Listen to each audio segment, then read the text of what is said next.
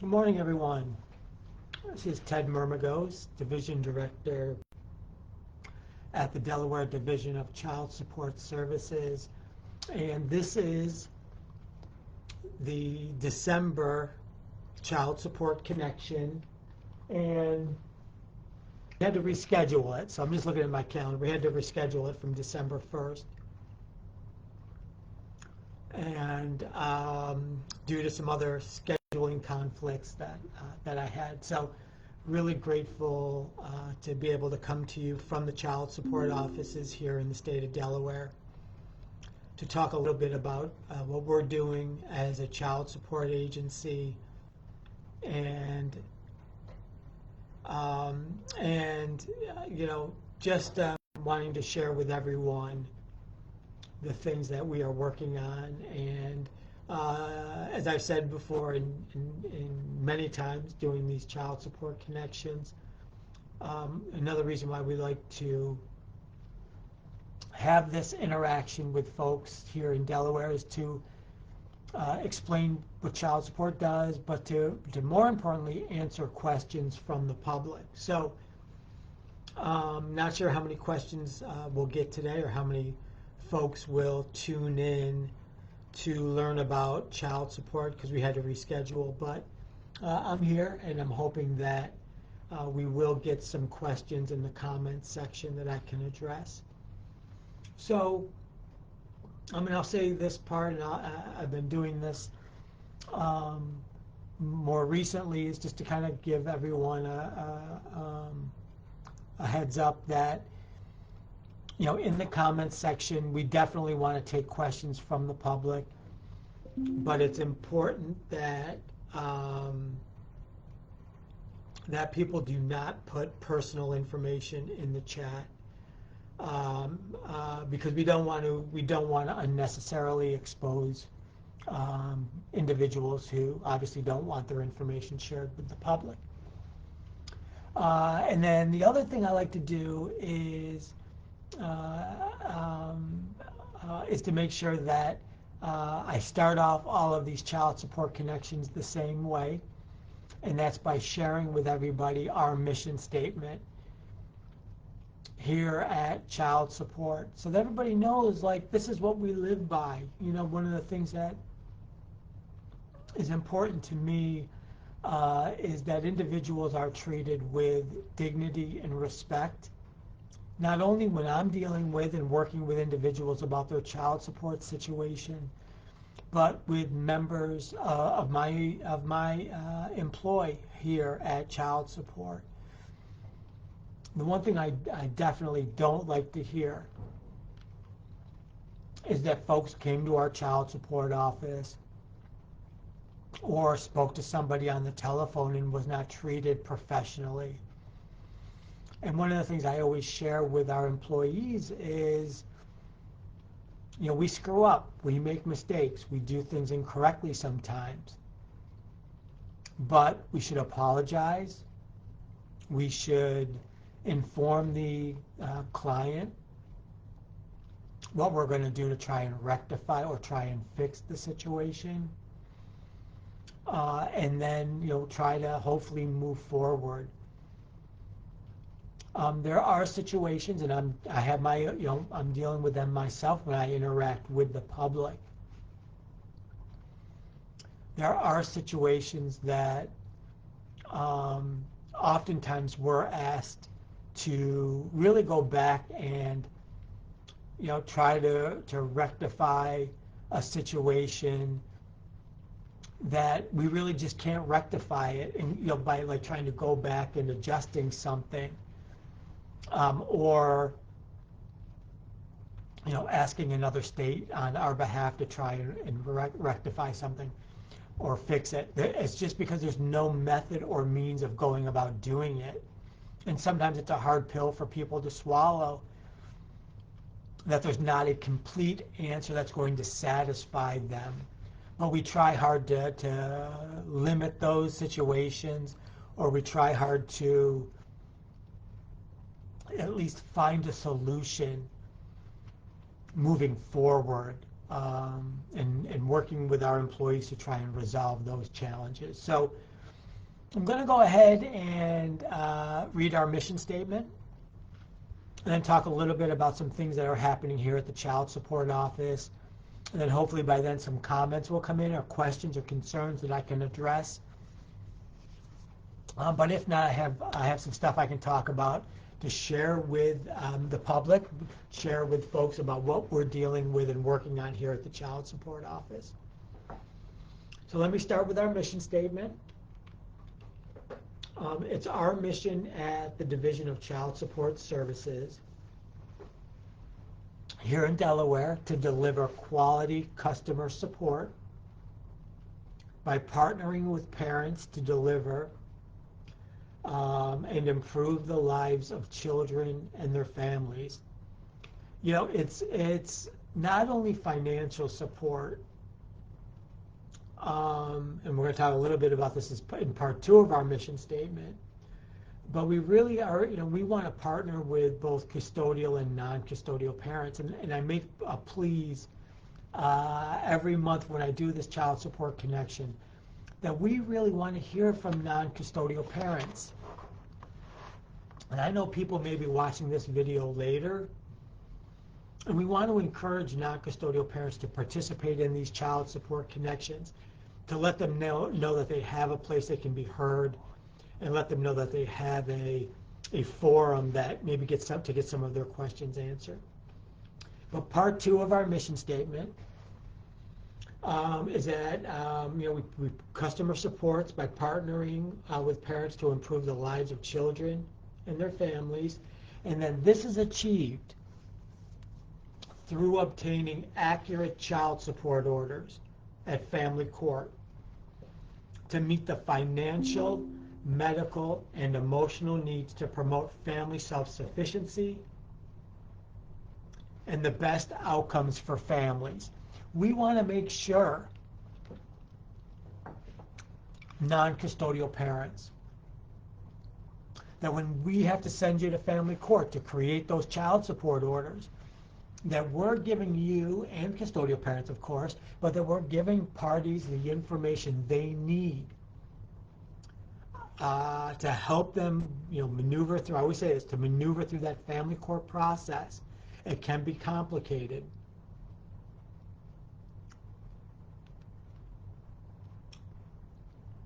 But the goal really is to get court orders for individuals to pay child support for the amount that they can afford. It doesn't do anyone any good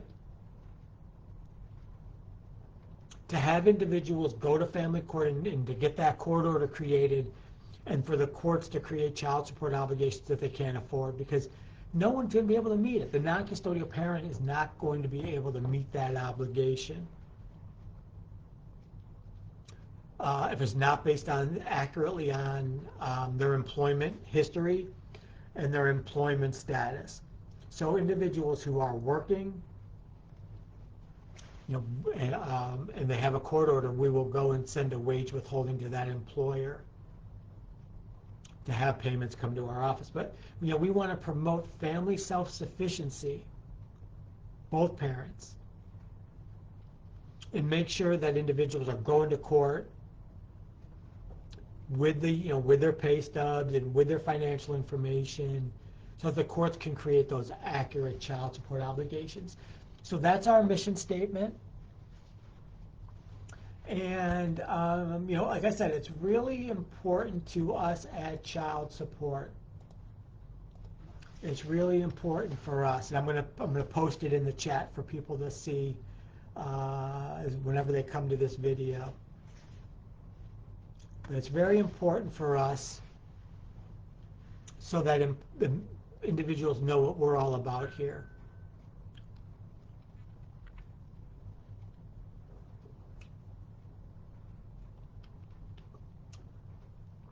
And then I guess as we get to this month, you know, the months of November, December, when we talk about, you know, the month of August, you know, getting ready for school, but the months of November and December are the most pressing on us here at Child Support, because individuals want to make sure they have the funds to be able to support their families, number one, but to also have the money to be able to, go out and do some Christmas shopping or provide for their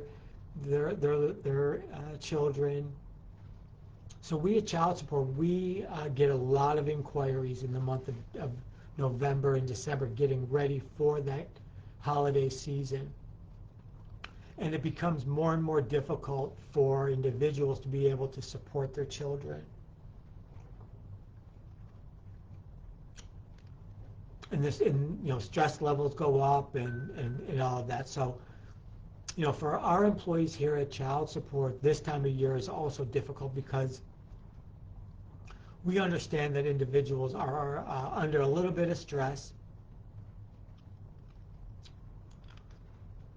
to be able to provide a holiday season for their children, and we want to do everything we can to encourage non-custodial parents, obviously the ones that aren't meeting their obligations. We want to encourage them and have discussions with them on how they can get back on track, how to start making those child support payments, and if they've had a change in their financial circumstances, how to get to family court and file a petition for a modification decrease.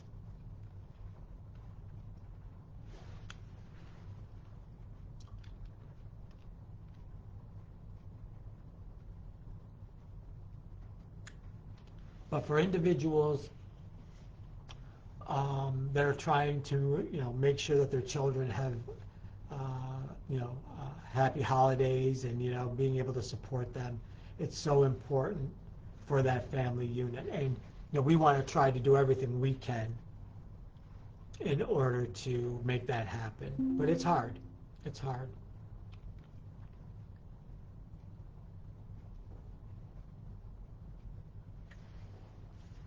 But I encourage non-custodial parents, and if you know a non-custodial parent, I encourage you to encourage them. The first Monday of every month from 11:30 to 12:30, I'm here. And if we're not able to do it that first Monday of every month, we will usually post something on our Facebook page that allows individuals to know when we're going to be doing the child support connection.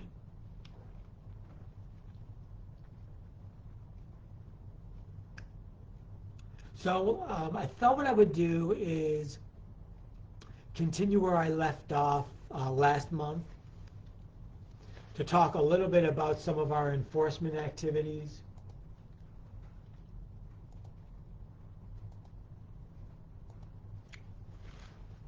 And I thought what I would also do is talk a little bit about some of the changes that are taking place at family court. When we talk about serving non-custodial parents for a child support hearing.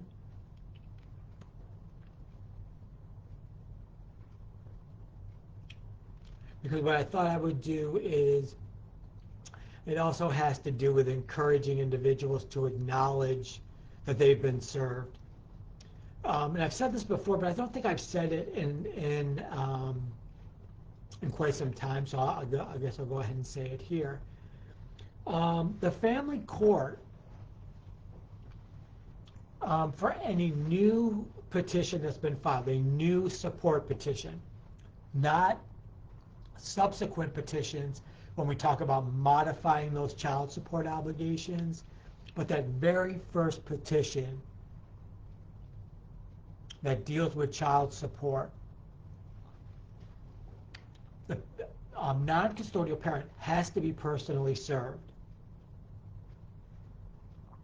And what that means is, in the past, what it meant was that somebody would come out and knock on your door and actually physically give you the paperwork for scheduling for that child support hearing. But what's happening now is, and we've been told that there's been pretty good success from the court side of the house. They will send a letter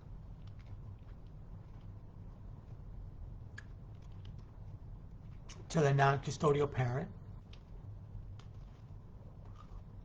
And that letter has a bunch of court documents, and it basically asks the court or asks the non-custodial parent to acknowledge that they've received that petition in the mail. And they can do it a couple ways to acknowledge it. First is the paperwork for a response acknowledging they've received it is in the packet. They can fill that paperwork out and send it back to family court. Or there's a QR code on the document. They can scan that QR code. It will take them to a website, and they can acknowledge through that website that they've received the packet from the court.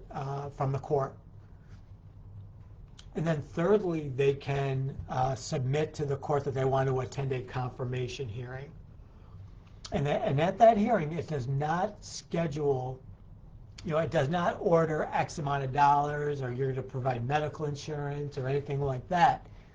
But it will just confirm non-custodial parent, you got the paperwork. And that's how service is confirmed or service has happened, by those three ways. One, filling out the paperwork. Two, using that QR code and going online. Or three, being able to go to the court in a confirmation hearing to acknowledge you've received the paperwork. Now, what happens is if the non-custodial parent does not acknowledge the fact that they've been served by regular mail, we here at Child Support will then send them a certified letter with that material in it. Same way, QR code, confirmation hearing, or filling out the paperwork and then sending it back to the court. And then if they don't respond to our certified letter, then Child Support will send someone to their home to actually physically serve them, or to their place of employer. Now, the thing that's so important for non-custodial parents to understand, this is probably the most important thing I'm going to say over the next 45 minutes or so, is that the clock technically starts ticking when the court has received our petition for child support. So if a non-custodial parent decides that they're going to avoid being served, not going to that QR code, not filling out the paperwork, not going to a confirmation hearing, or not paying attention to our certified letters from the child support office, the clock is already ticking, and the longer somebody waits to be acknowledging service, the greater the arrears balances are going to be when we finally get them to acknowledge it. So the moment that petition is filed with family court, the court will go back to that date, the date filed, in order to create a child support order. So if the order is $100 a month, and we filed that petition 6 months ago, non-custodial parent is going to start off with an arrears balance of $600. So I'm always encouraging, this is the key, I'm always encouraging non-custodial parents, don't avoid being served, because at least you're going to be, minimizing, I can't say there won't be a small arrears balance, but you will be minimizing the balance of your child, the child support arrearages. So it's always important to go to court, bring your financial information to court when you schedule it for a hearing, so that an accurate order can be established, and that they can go back in time is shortened because you've acknowledged being served. Non-custodial parents think they're playing games, or are trying to delay the process of a child support order, But the only thing it does is puts more of a burden on the non-custodial parent once that order is created. And at some point in time, that order is going to be created. So it's better to do it sooner rather than later. So I'm just putting that out there to everyone. And so service of process has changed, but we really want non-custodial parents to, when you get the letter in the mail, just open it, acknowledge it, and let's get the ball rolling to get an accurate child support order in the door. The other thing I wanted to talk a little bit about was some of our enforcement tools. And I know I've said this before, and I really encourage people to go to our child support website, because we have a whole bunch of enforcement tools. And one of the things I say to folks is what enforcement tool may work for your case may not work for your friend's case, but what works for your friend's case may not work for your case. So that's why it's so important that we have a laundry list of enforcement tools, because you just never know when an enforcement tool is going to be ripe for your particular case. So one of the things I say to folks is, and especially the custodial parents, don't ever give up those arrears, because you never know when the non-custodial parent may hit the lottery and we can get a lump sum payment from the Delaware lottery. You never know when they're going to be involved in a personal injury lawsuit, and they may be due to get a lump sum payment from a lawsuit that we may be able to intercept a portion of to pay down those child support arrearages. So I always am telling custodial parents, don't give up the arrears, because once you forgive those arrears, they're gone forever. We cannot put them back on the case. So I'm always encouraging, encouraging custodial parents, don't give up those arrears. Now, on the flip side, I know I'm kind of talking out of both sides of my face here, but sometimes I talk to non-custodial parents and I say, look, you've got a large arrears balance. You haven't made a payment in quite some time. Start making payments. Start making payments the best that you can. And, you never know. Over time of consistent child support payments, the custodial parent may say, look, I'll forgive a couple thousand, or forgive some of these arrearages. So it's all about a little give and take from both parties. I think that's really a big part of our situation here at child support. A little give and take by both parents. But I'm always encouraging non-custodial parents, because you never know over time. Make regular payments over a couple years. The custodial parent may be like, look, he's changed or she's changed. I remember 4 years ago when he wasn't making payments, but he's on track now. He's making payments every month. I'm getting what I'm supposed to be getting, and maybe I'll cut him a break, or cut her a break, and forgive some of these arrearages. So, I'm always encouraging folks that, if you do what you're supposed to do, maybe you'll find that the custodial parent will give you a little bit of a break on those child support arrears.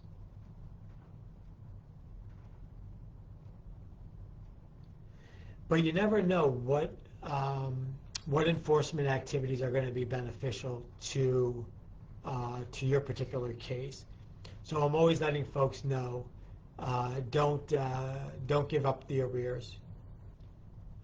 But I do like to see when custodial parents do try to cut some breaks for non-custodial parents, especially if their track record was poor and it's improved. When we talk about modifications, we kind of already mentioned a little bit about modification decreases, Making sure that the child support obligations are, correctly created based on both parents'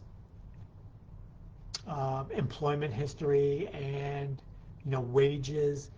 But, we don't really talk a lot about the incarcerated here in the state of Delaware. So if you know somebody that's incarcerated, we send letters to those folks to let them know that if they're going to be incarcerated over 6 months, but here in Delaware, they've got to be tried. They've gone through their trial. They have been sentenced to time incarcerated, and it's over 180 days. It's over 6 months. They can get a modification of their child support order.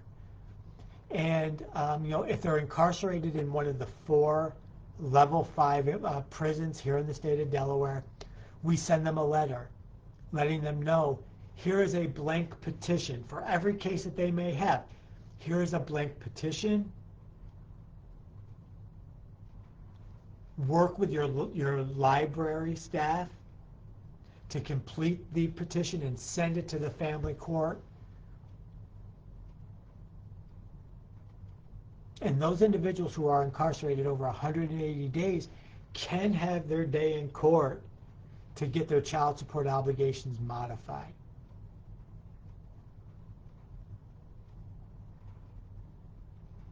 So we're encouraging individuals to go to court and file those modification petitions if you're incarcerated.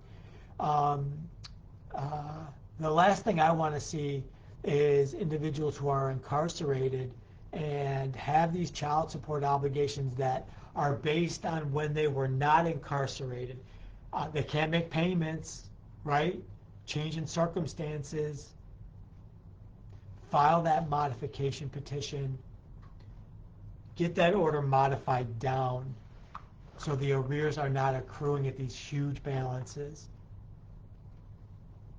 And they're entitled to that modification decrease. So we try to send the letters out to the prisons to make sure they know what that they can modify the obligation.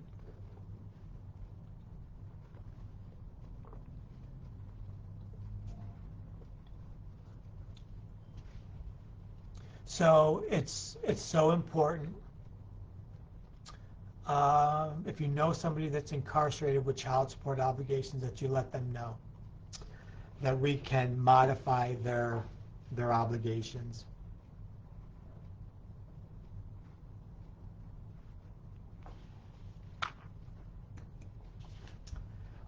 So the other thing,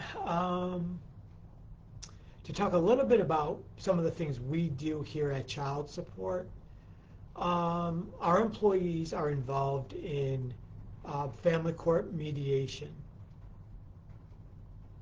So the court here in Delaware, unless there is a previous domestic violence history between the parties, or there have been previous contempt findings against the non-custodial parent for non-payment, cases will be scheduled with the family court at mediation.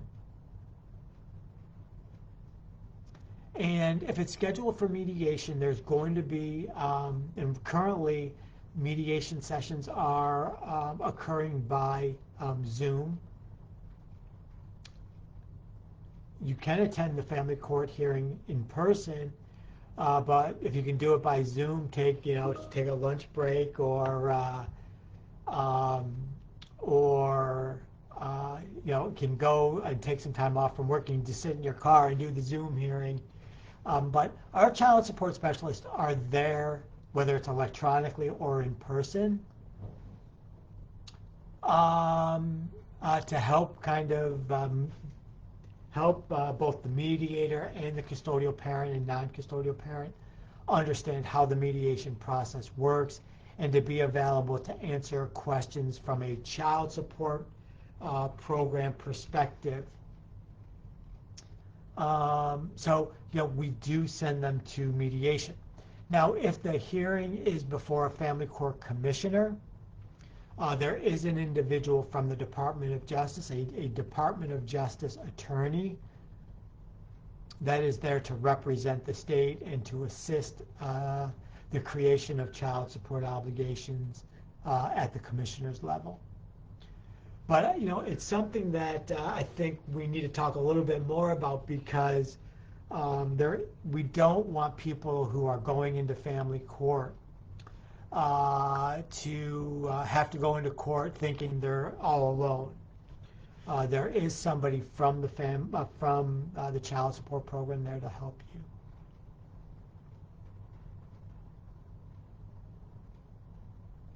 And the other thing, and one of my coworkers just sent me a message. One of the things that we are working on within the next couple weeks here at Child Support is our license suspension reinstatement process.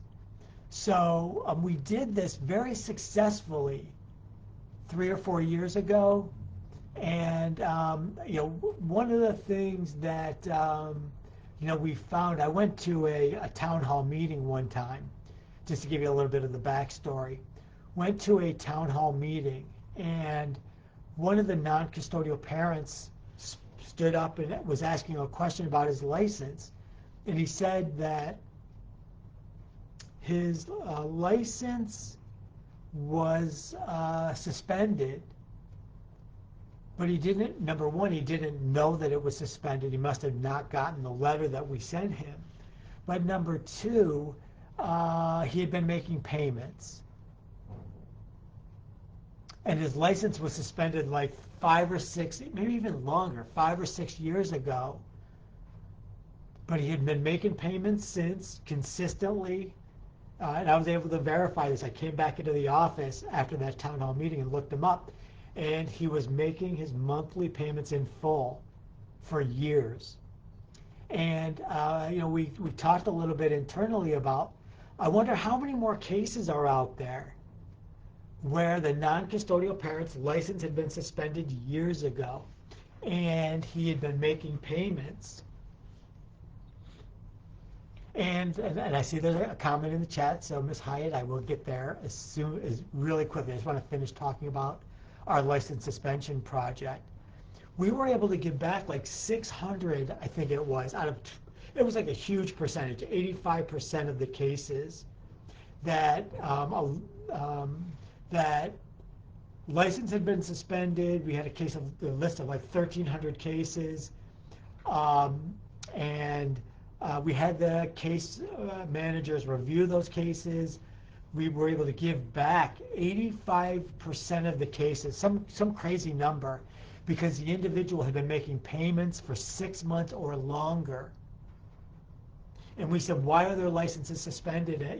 So we are going to be doing this again. At the end of December, we're going to be in the next week or so, and giving our child support specialists until January, the first week in January, to look at a list of cases where we think individuals have been paying for the last 6 months consistently, and their license has been suspended years ago, so we can give those licenses back, reinstate those licenses to the non-custodial parent through the DMV. They still may have to pay fees that are at the licensing agency, but we want to give those licenses back to individuals because they've been making payments consistently. So let me go ahead and tackle Ms. Hyatt's question, and then come back and talk a little bit more about this license suspension project. So good morning. No, it's good afternoon now, Ms. Hyatt. Thank you for this question. She's saying that the Department of Justice, the Deputy Attorney General, signed off on my ex-husband being in contempt for not paying child support. He's over $2,100 in arrears. They signed off on it in September. Why is there no date still? Is this the normal process? So signed off on my ex-husband being in contempt for not paying. He's over $2,100 in arrears. They signed off in September, And why is there no date still? So is this the normal process? So I'm a little bit confused a little bit about that one sentence that says, why is there no date still? So I'm hoping you're still here. And if you could put in the comment a little bit more about that, I'm just a little confused. If the Department of Justice signed off on him being in contempt, I'm assuming that the expectation as people left that hearing was that he would either find employment, that he would start making payments. I'm just a little confused by what that means, that there's no date still. So if you could elaborate a little bit more, I'll come back to you. No court date. So let me then ask you this, and I'm sorry that I wish I could dial people in and we could have a dialogue. So like when they said, hey, you're in contempt, we're going to come back in 3 months and see whether you're making payments regularly or have gotten employment opportunity, got a job. Because normally sometimes they will do that. They'll say, hey, we're going to come back in 3 months and I want you to do non-custodial parent A, B, C, and D. And I'm going to come back and we have no date. He had made no payments. I'm still a little confused by that. And I have some people that are tuning in from my office. I'm sure they're quickly looking at your child support case, and maybe they can share with me a little bit more information. No date and made no payment.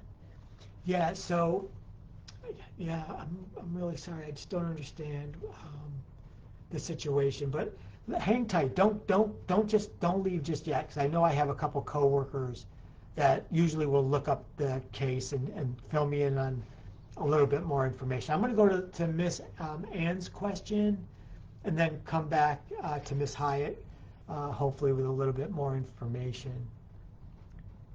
He has always worked, but for himself the entire time. He's made no payment. Okay.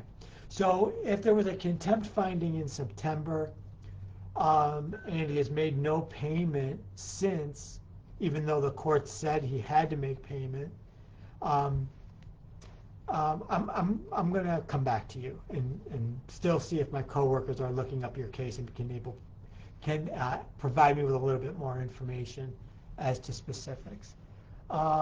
If you want to send me the case number, don't do it in the comment section. Send us a DM with your case number and a good email and phone number.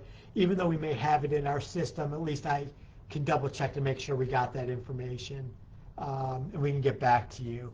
But like I said, I know they're tuning in, so they'll send me a message also. So I'm going to go to Miss Ann. Let's see here. I had the same issue. The non-custodial parent, $55,000 in arrears. His license was reinstated. Apparently, DCSS is not notified, and it makes no sense. He went to the courthouse and filed to reinstate it. They did. His license was reinstated, apparently. Yeah, so let me talk a little bit about license and if a non-custodial parent can go ahead and ask the court to reinstate a license, and if they do that, we should be notified at the child support office so that our attorneys at the Department of Justice can file an answer as to whether the individual should be entitled to have their license reinstated. And if we didn't receive a copy of the filing, or the filing didn't get to the Department of Justice to file a response, the courts are more willing to go ahead and reinstate the license. The thing about that, if the courts reinstate the license, it's not usually a permanent reinstatement. It's usually for 90 days or so. And with both of your situations, and I should probably let Ms. Hyatt know this too, um, and I'll say this to you too, Ms. Ann. If you want to go ahead and send us a DM, we can look at the case a little bit, and somebody can reach out to you separately and take a look at the situation as it relates to the license and the non-payment.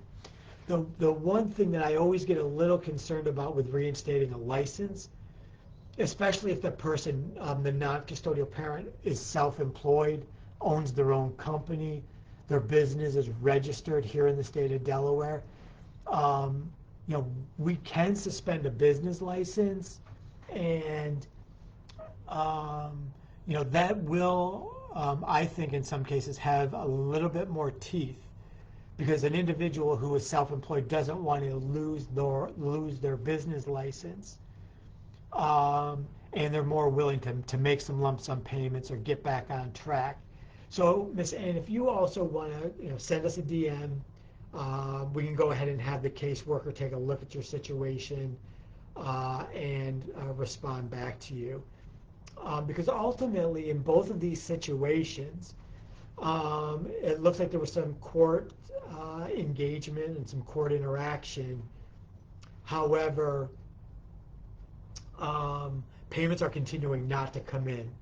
So there needs to be some follow-up with the court to determine what's going on and find out what we can do to get the individuals to start making their child support payments, especially if they've been found in contempt. As I was mentioning with Ms. Hyatt's situation, usually the courts will schedule those review hearings to find out if the other party has since complied with the previous order of the court. That usually puts some requirements in there that the person is to take steps, the necessary steps to get back on track. I'm also assuming with both of your situations that the individual, and we find this all the time, that the individual, and I don't want this to sound glib, but the individual actually did go to court, didn't blow those court hearings off. And that's sometimes what we find non-custodial parents do. The courts issue capiases, and it creates a whole new level of problematic confusion, trying to get the individual to show up to court hearings. So, we'll take a look at both of your situations and find out, what the last court orders reflect and what obligations were placed on the non-custodial parent. Because ideally, findings of contempt, multiple findings of contempt by the court, ultimately get to a situation where individuals are incarcerated. I'm not saying that's something we want to do, but ultimately, when arrears start to get to $55,000, there's really not much more the courts can do but to incarcerate someone for non-payment. So, more than happy to take a look at both of your situations. I really like to try to use these as opportunities to answer questions, resolve issues, but in both of your cases, it does sound like there needs to be some more follow-up in review of your individual child support cases. I have been many times and nothing has happened. Yeah, it's unfortunate. It's unfortunate, and certainly want to,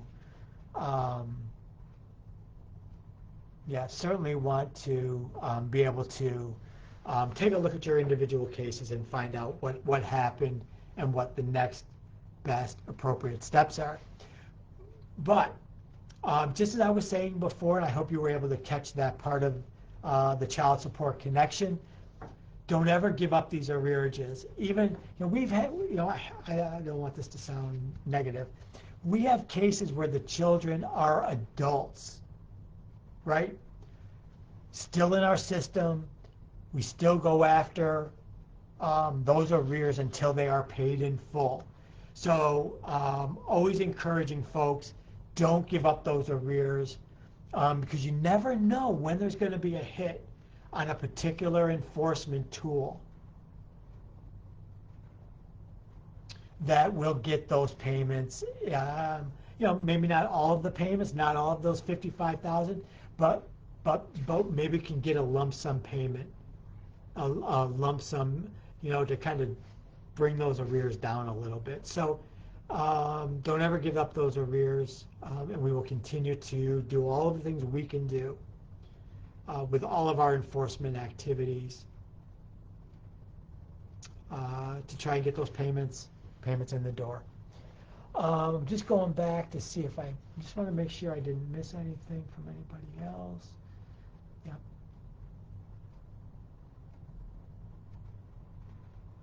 Yeah. So, yep. So go ahead and please send us a DM with your case information, your contact information, and we'll go ahead and take a look at it.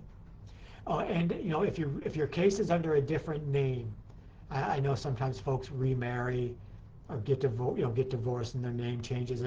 If your case is under a different name, it's always beneficial to put your name, your last name that the case is under, just so that we can track down your particular case and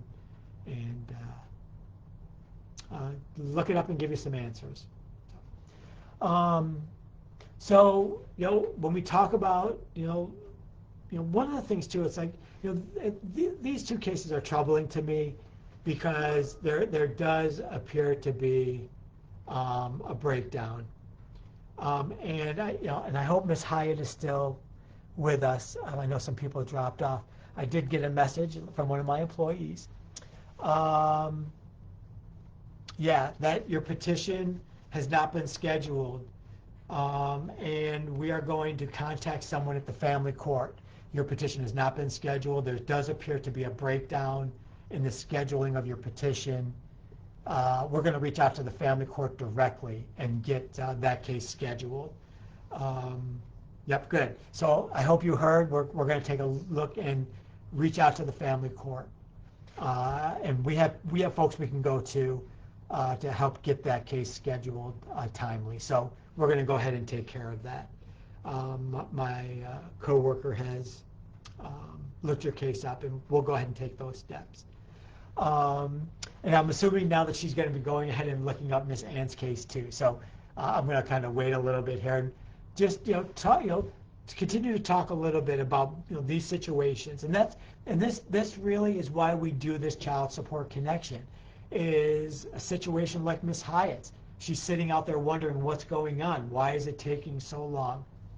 This gives her and other folks an opportunity to ask a question, to give us an opportunity to explore what's going on with the situation and get her the answers that she needs. Sometimes it doesn't work. We're not miracle workers, but in situations like this, we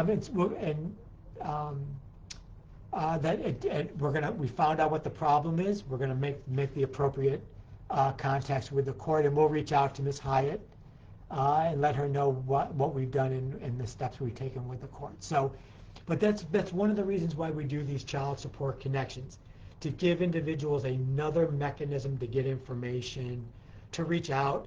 I want to hear, and this is the other thing too. I want to hear that there's a glitch. There's a problem. And hopefully we can avoid these situations in the future.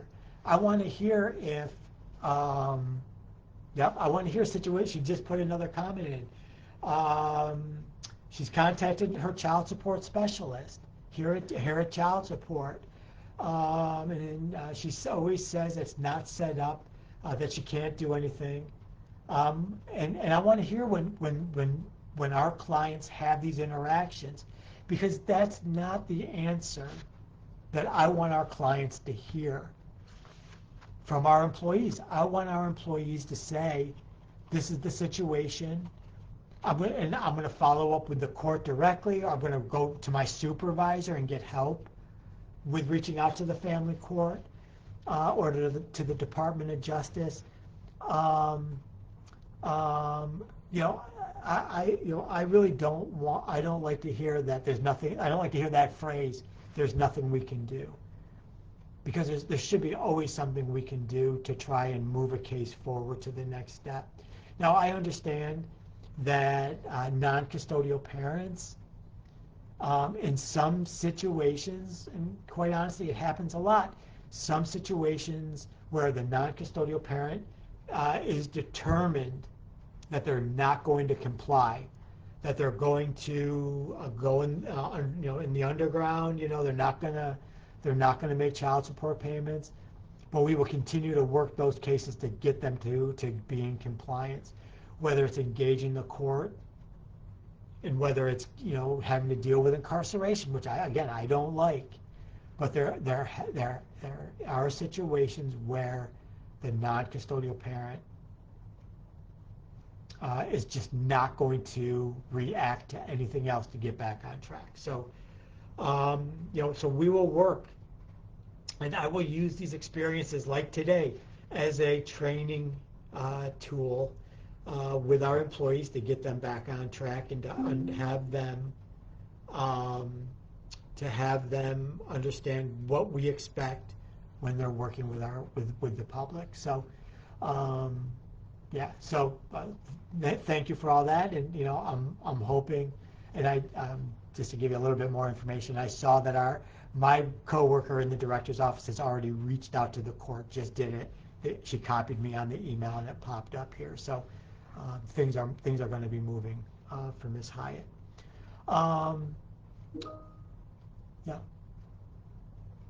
So she just sent me a message too. So if Miss Ann is still here, we are going to need a case number, or if you have a maiden name, or I guess we looked your case up and couldn't find you under the name here in the comment section. So don't put it in the comment section. Send us a DM with your case number and your the other name that you're listed in our child support system, and we'll get back in contact with you about next steps and finding out what's going on with your case. So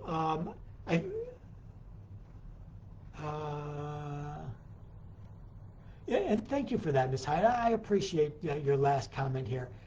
You agree with incarceration. That's not the best. And that's one of the things I say too. Incarceration doesn't do anything for anyone. The custodial parent definitely knows she's not going to get a payment, or he's not going to get a payment if the person is incarcerated. So that really doesn't do anything. Just want him to do his part. Yep, do his part, and that's all we want to. And one of the things that we do find though is the courts will, in situations, say to non-custodial parents, you're expected to make a lump sum payment of X amount of dollars by this date, or you're going to be incarcerated. Or you're going to be incarcerated, and then the non-custodial parent in most cases, and sometimes the court doesn't expect one lump sum. They'll say, you can make it any way you want, but by such and such a date, X amount of dollars has to be in the door, or we're going to incarcerate. So, sometimes that, in most cases, that will work, to get the non-custodial parent back on track. Ms. Ann, I spoke to someone after I received the letter saying the license was reinstated and the worker was going to file a contempt. Okay. Thanks again for that information. That's helpful. And we can check the status and get back to you on that. So, as we're kind of getting close to the end here, we have about 6 or 7 minutes. More than happy to answer anything else that comes into the chat. I want to say this. Let me first give out our contact information. If folks need help, they can contact our customer service unit number at 302-577-7171. They can come into one of our 3 offices. We only have 3 offices statewide, 1 in each county. I'm coming to you today from our Newcastle County office, and it's located on Route 273 here in Newcastle County. I always say it's about a quarter of a mile from Route 13, west of Route 13, at the Churchman's Corporate Center. In Dover, we're located at 905 South Governors Avenue, and it's about maybe about a tenth of a mile south of Kent General Hospital on South Governors Avenue. And then in Sussex County, we're located at 20105 The Circle, and it's at the Georgetown Professional Park, and I always say it's right across the street from the Walmart in Georgetown, in the Georgetown Professional Park. Our offices are open from 8 a.m. to 4:30 p.m. But if you're going to come to our office, it's best to come before 3:45 so that we can get you in and out of our offices by 4:30. The offices close at 4:30, and we really try hard to make sure that our employees can leave on time.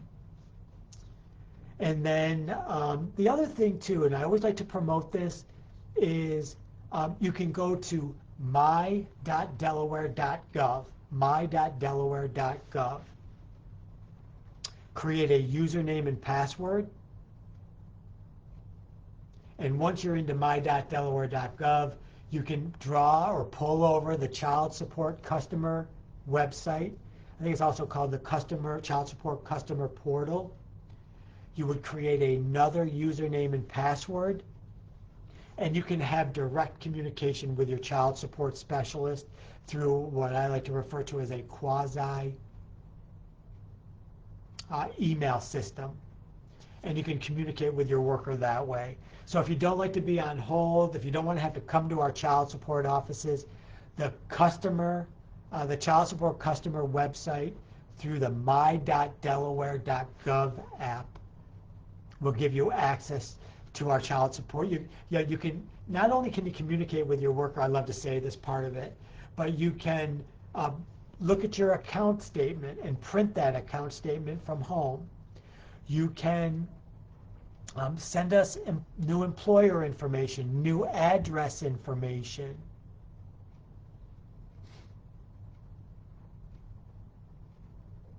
And then again, like I said, have information to our website to pull our child support system. You know, the other thing I wanted to mention real quick before I sign off is if you have the U.S. Bank issued Relia card and you have funds on that card, custodial parents, it's always best to pull that money off that card, use that card and keep the balances reduced. Because if you don't have activity on that card and some parents just like to have that money build up but don't use the card, at some point funds could be escheated, sent to the state in which you reside because there's no activity on that card. So we need to start really using that as a message. If you have the First State issued Relia card, that is so, Miss Ann, individuals who receive child support payments, they can sign up, they are required actually by Delaware law to sign up for either direct deposit to receive their child support payments or the U.S. Bank issued Relia card. So if a payment comes into our office, we can send it to the bank account if you've got direct deposit set up with us, or that U.S. Bank issued Relia card. We would send the payments to those two entities. And then the parents don't have to receive a paper check from us. And it's actually Delaware law that if you can get the card or have a bank account, you need to sign up for it. But it's either or, it's not both. So when you signed up for our services, or you were told that you had to sign up for one of those two electronic means to receive your child support payments. But it's not like a card that we're loading all the time. It's whenever a payment comes in, it gets applied to the card. or it gets sent to the person's bank account. Very few individuals still get paper checks, and it's usually for individuals who are unbankable. So if you're a client of ours, you were probably told somewhere along the way you've got to sign up for one of those electronic payments. So the last thing I want to talk about before we go, it's been an hour. I want to wish everyone a happy holiday. I want to wish everybody, because we're going to be coming back, the next Child Support Connection is January 5th, Monday, January 5th, from 11:30 to 12:30. Want to wish everyone a happy new year, and let's hope for greater prosperity in the new year, and let's hope that non-custodial parents who are not paying their child support in 2026 engage with us. Don't ever be afraid. If you're a non-custodial parent, don't ever be afraid to engage with the Child Support Office. We want to help you. So let's hope for a brighter 2026. And just want everybody to stay safe. And I will see everyone on January 5th from 11:30 to 12:30. And if there is a change due to a conflict in my schedule, we will always send out a notification letting people know when the new date for the Child Support Connection is going to be. So happy holidays, everyone. Happy New Year. And I will see you in 2026. Thank you very much for tuning in to the Child Support Connection, the last Child Support Connection of 2025.